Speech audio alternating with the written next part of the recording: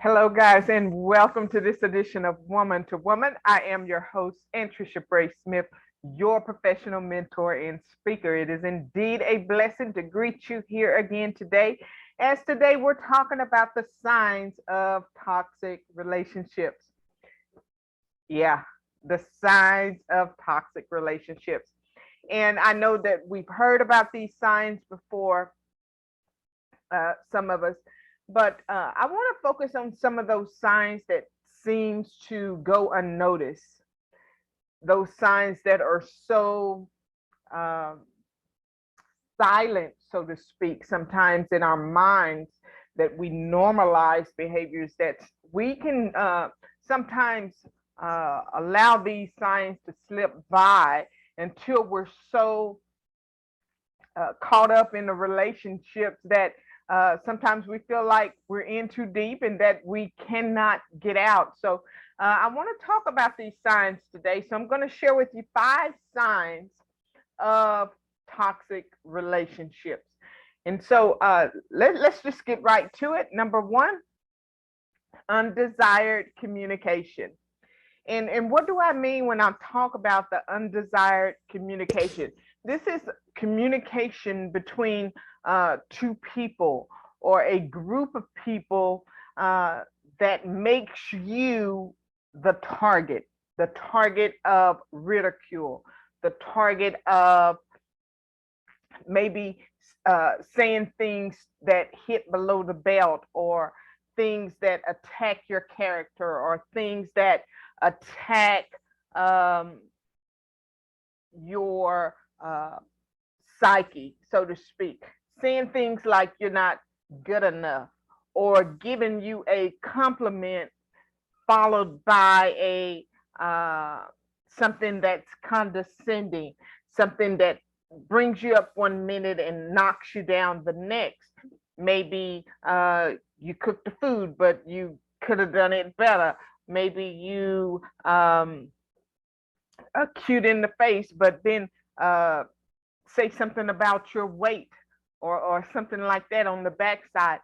Communication, undesired communication to where when you're talking to somebody, instead of building you up, they're always have something negative to say. And I know that we on our social media platforms sometimes can come across these kinds of mean people who share all of these communications with us that are sometimes not desirable. Oftentimes it's negative.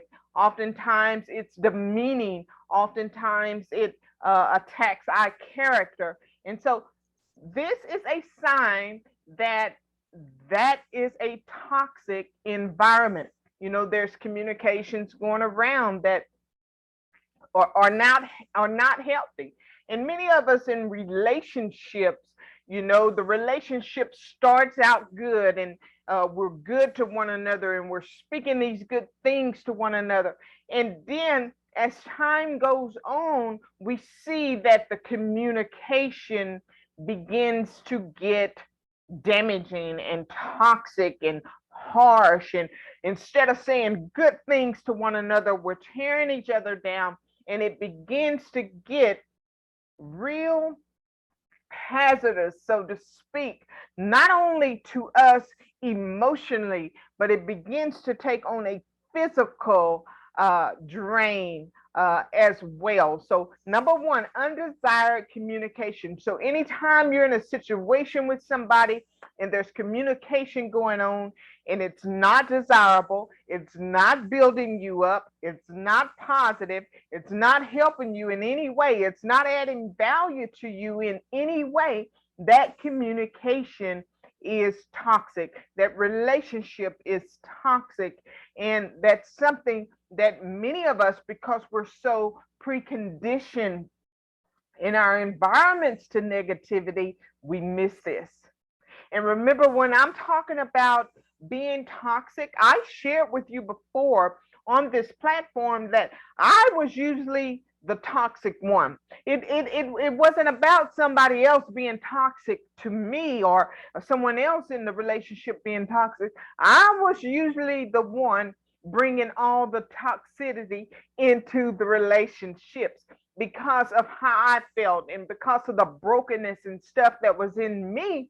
These are things that I just brought to the relationships, you know. So I was a toxic person. So it took me getting connected with who I am and what I desire to be and what I desire to get out of a relationship to work on not being so toxic so that my relationships could flourish.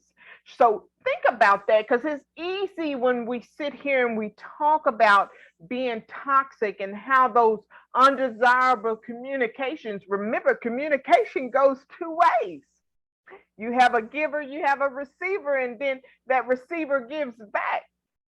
And so, even if we're in a relationship with somebody who's saying harsh things and we're reacting to those harsh things and saying words that we should not say, it still equals toxicity.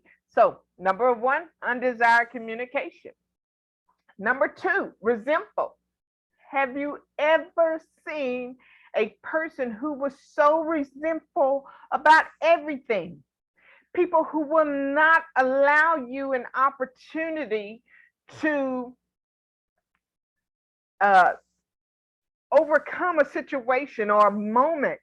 They always bring it up and throw it in your face, and they resent everything about you. And even though they try to put on this makeshift um,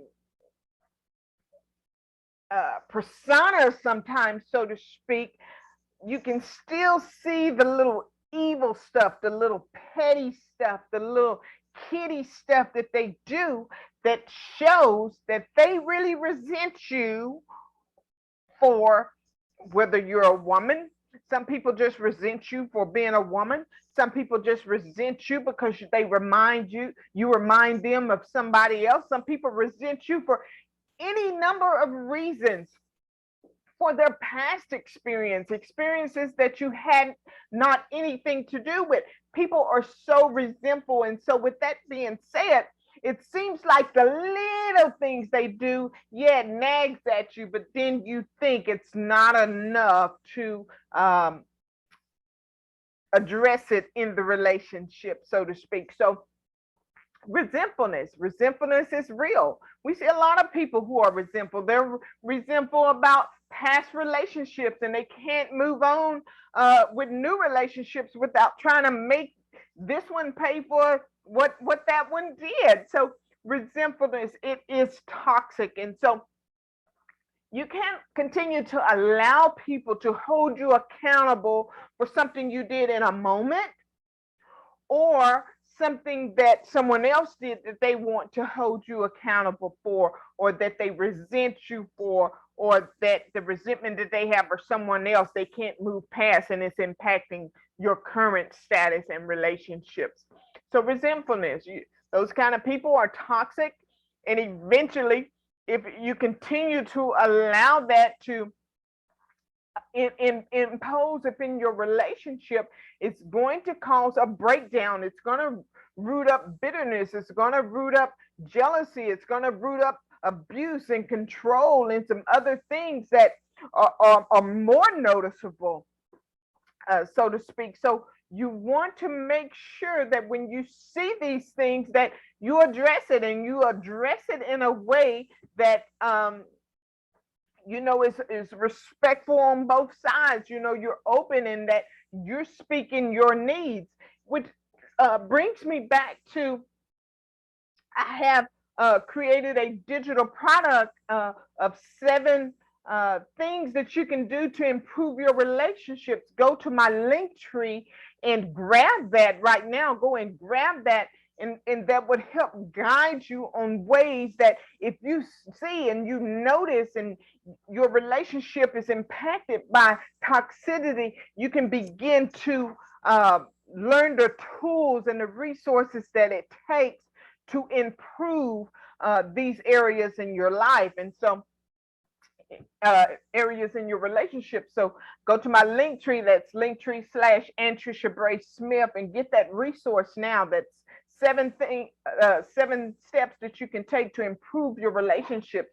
So even though there's toxicity there, even though you have undesired communications going on, even though there's resentment that you can see manifesting within your relationships, those are 7 steps that you can take to improve on that, and it would help guide you so that you can begin to establish healthier boundaries within that relationship. Number 3, dishonesty. And man, don't we know about being dishonest?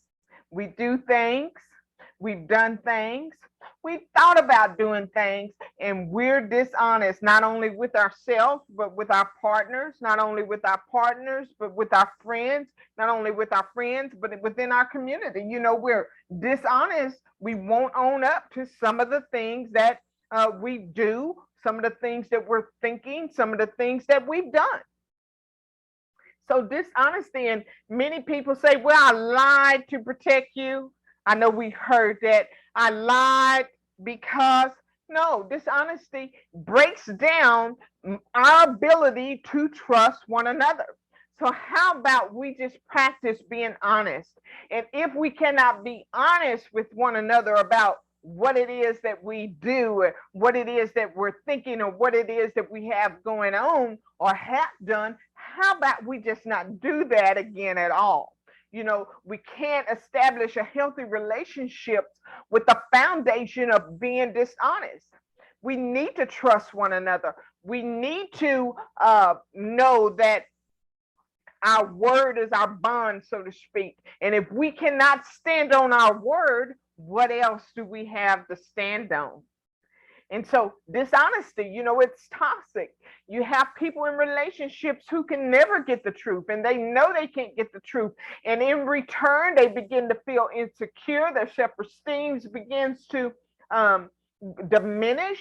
Their self-care and things like that, you know, is just not up to par. And so they have to immerse themselves into an image of what something looks like, an image of happiness, an image of I'm happy and we're okay, portrayed before the world.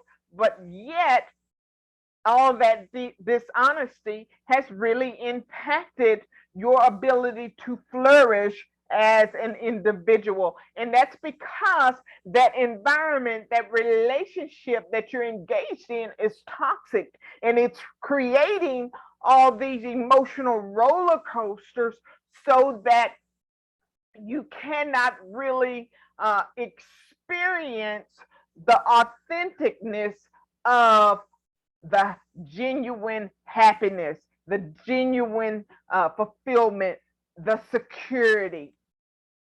And so it really makes a difference. These little things, we just let it continue to seep into our relationships until we wake up one day and it's just consumed us. It's consumed us. We don't know why, you know, we're feeling insecure. We don't know why, you know, we don't feel good about ourselves. So we have to do so much extra to look a part that we can't even feel emotionally, or that we can't even connect with emotionally. And so, you know, dishonesty. You know, how many times can you think, have you been lied to? How many times can you think, have you lied to cover up? You know,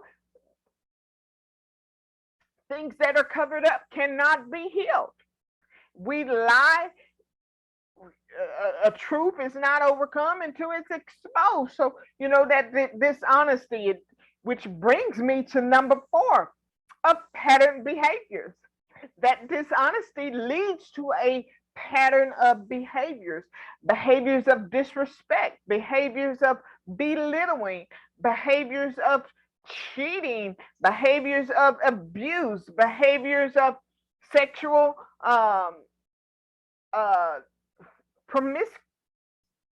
being promiscuous in sexual behaviors. All these are patterns that begin to break down the dynamics of the relationship. So pattern behaviors is number 4. When you see these patterns of behaviors that, like some that I just mentioned, it's one thing if I say something to you one time.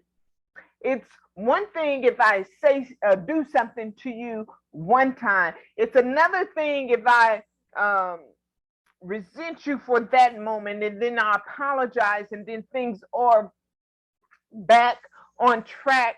But if I begin to show you a pattern to where when you do this, then I'll do that. When you attack, I attack. Those pattern behaviors that we do. My mouth, I say something under my breath that's slick and demeaning, and then I continue to do that just enough for you to hear it and to minimize you or to impact your emotional well-being or your psyche.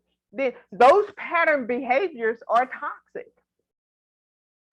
And one thing that we do on the receiving end many times is that we make excuses for these behaviors.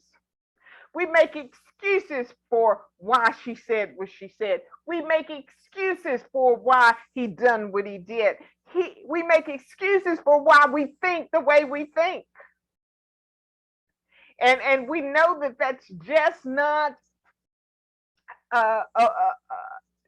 it's not healthy. It's not going to help our relationship at all. It continues to just break down the foundation. And we know that a foundation that is unstable will not stand.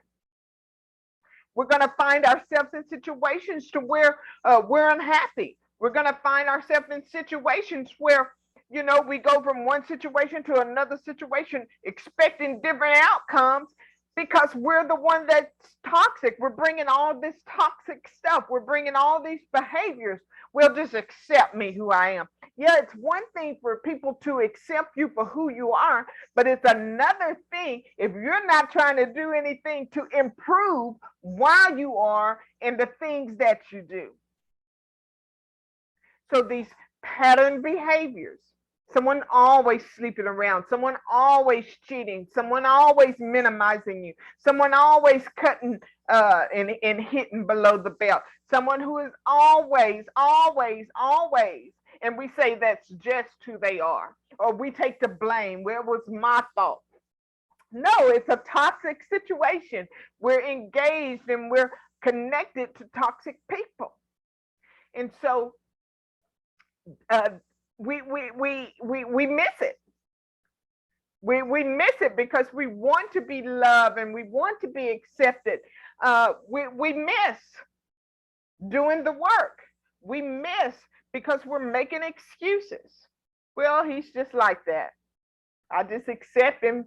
I'm comfortable and I don't want anything. But what happens if that's costing you truly from being in a situation to where you thrive? What happens when that costs you your ability to smile from your heart and from your soul? What happens is that costs you from acting on an opportunity that you could really excel at because you don't have the self-confidence